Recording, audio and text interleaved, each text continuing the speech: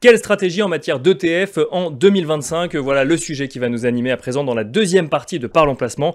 Et pour cela, nous avons le plaisir de retrouver sur le plateau de Parlons Placement Kevin Clouzot. Bonjour Kevin Clouzot. Bonjour Nicolas. Vous êtes responsable du pôle allocation d'actifs au sein du groupe bienprévoir.fr. Ça fait un petit moment qu'on vous avait pas vu sur le plateau de Parlons Placement. Exactement, c'est un plaisir de revenir. On est heureux de vous retrouver. Alors avant de parler de stratégie ETF, c'est important peut-être de rappeler ce que c'est qu'un ETF pour les gens qui nous écoutent, parce qu'on le dira peut-être dans un instant, la collecte en 2024 était particulièrement impressionnante sur les ETF, mais même si ça grandit, grossit, tout le monde ne sait pas encore ce que c'est qu'un ETF, Kevin Clouzot. Exactement, c'est pour ça Nicolas qu'on a voulu aborder ce sujet effectivement dans l'émission Parlons Placement pour effectivement parler des ETF ou des trackers, parfois on peut appeler de cette manière-là. C'est la même chose, hein, les deux. C'est la même chose, effectivement. Et l'ETF est un fonds en fait, qui va répliquer la performance généralement d'un indice, comme par exemple le CAC 40 ou le S&P 500, et donc va reproduire la composition de ces indices. Par exemple, si on prend le CAC 40, l'ETF va répliquer les 40 valeurs du CAC 40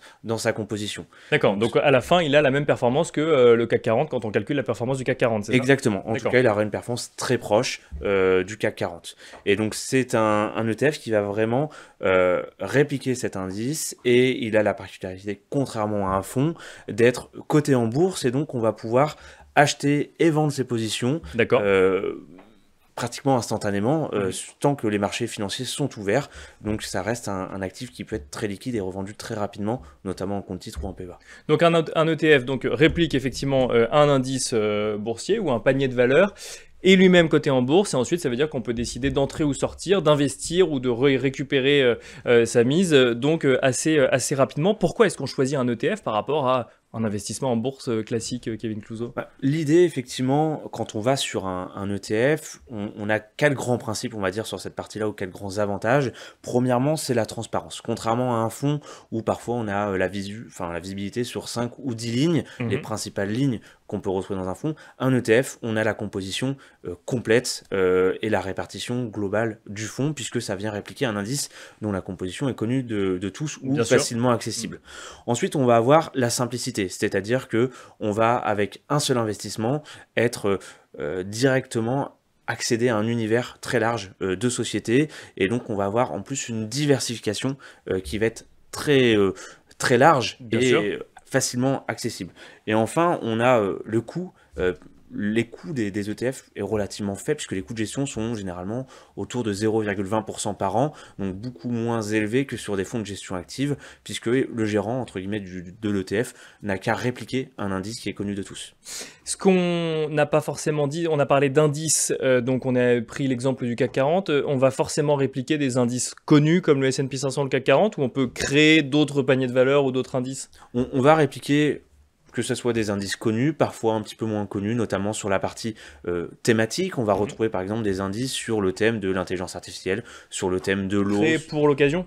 Créés pour l'occasion, ou qui sont déjà présents sur la cote, ça va vraiment dépendre. Mais effectivement, on peut sortir des sentiers battus avec CAC 40, S&P 500, MSCI World, ou sur des indices plus thématiques, voire des classes d'actifs aussi un petit peu différentes des actions, puisqu'on évoque généralement les ETF pour la partie action, mais on peut retrouver des ETF obligataires, des ETF sur des matières premières, sur l'or, voire même dernièrement sur la crypto.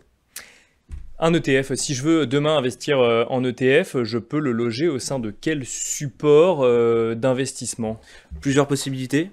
Premièrement, peut-être l'enveloppe la plus connue de tous, l'assurance vie, dans une optique long terme, éventuellement de transmission. Aujourd'hui, les assureurs ont référencé des dizaines, voire une centaine pour certains d'ETF, donc ça permet d'avoir un choix relativement large, et un choix de société de gestion également différent, puisque on va retrouver les plus connus comme Amundi, BlackRock, Vanguard ou autres, donc ça permet vraiment d'alimenter son contrat d'assurance vie d'une manière un peu différente.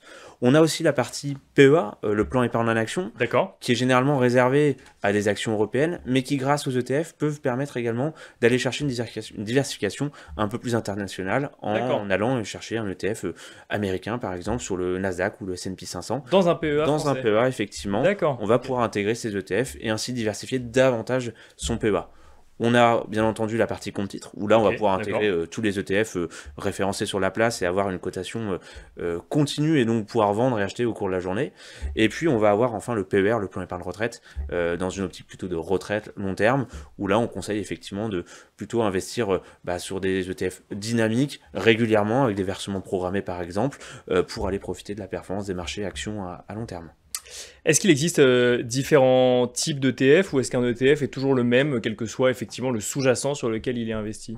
On va retrouver plusieurs types d'ETF. D'accord. Aujourd'hui, les plus connus ou du moins les plus communs sont des ETF qui vont être qui vont répartir les sociétés par taille de capitalisation. D'accord. Et donc, si je prends l'exemple du CAC 40 pour le plus connu, on va avoir LVMH qui représente 12, 13, voire 14% de l'indice, quand en face, on a Carrefour qui va représenter quelques dixièmes de pourcentage de l'indice. Donc, on va être surpondéré sur certaines actions, sous-pondéré sous d'autres, mais on réplique exactement le CAC 40. Mhm. Ça a l'avantage, entre guillemets, d'avoir une fonction auto-nettoyante, entre guillemets, si je peux me permettre, puisque les entreprises qui vont perdre en valorisation, voire sortir du CAC 40, vont sortir de l'ETF, Bien puisqu'on sûr. Ouais, réplique bien sûr. Ouais. vraiment la composition du CAC Bah, la 40. promesse est la même, quoi. Ouais, bien sûr. Exactement. Et les sociétés qui vont le mieux performer, comme par exemple le luxe ou LVMH plus précisément ces dernières années, vont prendre une part plus importante dans l'ETF et donc vont participer davantage à la performance du produit. D'accord. Et on va avoir d'autres ETF sur une partie plus équipondérée, où là, par exemple, on va avoir 2,5% par société du CAC 40. Chacune a le même poids, chacune a la même exposition. D'accord. Donc c'est un ETF CAC 40 aussi, mais qui réplique pas exactement le poids de chaque valeur au sein de son Exactement. ETF. D'accord. Il va répliquer les valeurs du CAC 40. Par contre, chaque valeur va représenter la D'accord. même part. Avantage, on est beaucoup plus diversifié, puisqu'on sait souvent que le CAC 40 est très exposé au luxe, par exemple. Là, on va être exposé à davantage de secteurs.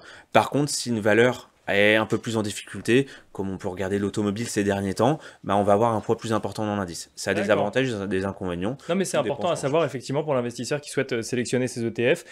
Ils ne sont pas tous construits de la même manière, même s'ils sont adossés à un indice en question. Exactement. On va évoquer quand même le poids de la collecte. On a eu une collecte record en 2024, 247 milliards à peu près de collecte en Europe, si je dis pas de bêtises. Vous avez les chiffres plus précis que vous allez nous donner. Quelle différence entre obligations et actions, par exemple, sur les ETF? Aujourd'hui, en tout cas en 2024, sur la partie action, il y a eu environ 200 milliards d'euros d'investis en Europe à travers les ETF. D'accord. Donc c'est énorme, effectivement, en termes de montant. Ça a pris une ampleur assez exceptionnelle ces 2-3 dernières années. Sur la partie obligataire, on est autour de 50 milliards, 60 milliards sur la partie ETF investis sur les obligations. Et quand on regarde, par exemple, sur le plan géographique, c'est encore plus marquant les écarts, puisqu'on a 100 milliards investis aux US, 50 milliards sur un indice World qui est très exposé aux US. Et finalement, la partie européenne, voire émergente, c'est 10-15 milliards d'euros par secteur. Donc c'est relativement faible. On voit qu'on a une grosse expo américaine, mais ce qu'on ressent à travers la demande de nos clients qui, effectivement, multiplie les demandes sur le Nasdaq, le S&P 500 et le MSCI World pour les indices les plus connus en tout cas. Et alors justement, je crois que vous êtes venu avec la répartition du MSCI World que vous souhaitez nous présenter et on finira là-dessus. C'est toujours intéressant effectivement de comprendre la composition d'un des indices quand même les plus intégrés dans les stratégies ETF, ou en tout cas celui qu'on met le plus en avant quand on commence à réfléchir à une stratégie ETF. Dans quoi on investit concrètement? C'est bien effectivement qu'on puisse montrer cette répartition, puisqu'on a souvent en tête que le MSCI World est un indice effectivement très diversifié géographiquement et même sectoriellement.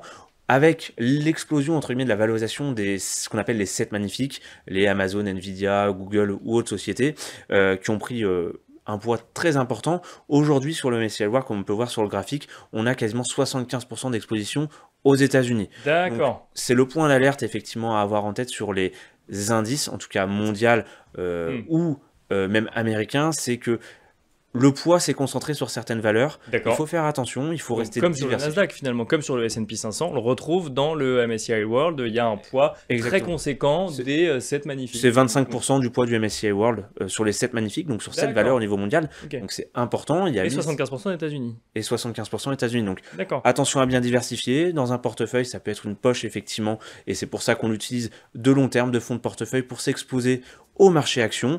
Par contre, il faut effectivement, on pense, ajouter un peu de gestion active pour gérer la volatilité, gérer les expositions et diversifier son portefeuille. Merci beaucoup Kevin Clouzot de nous avoir accompagnés dans Parlons Placement. Merci, Je rappelle Nicolas. que vous êtes responsable du pôle allocation d'actifs au sein du groupe bienprévoir.fr. Et quant à nous, on se retrouve tout de suite donc sur le plateau pour accueillir l'invité de Parlons Placement.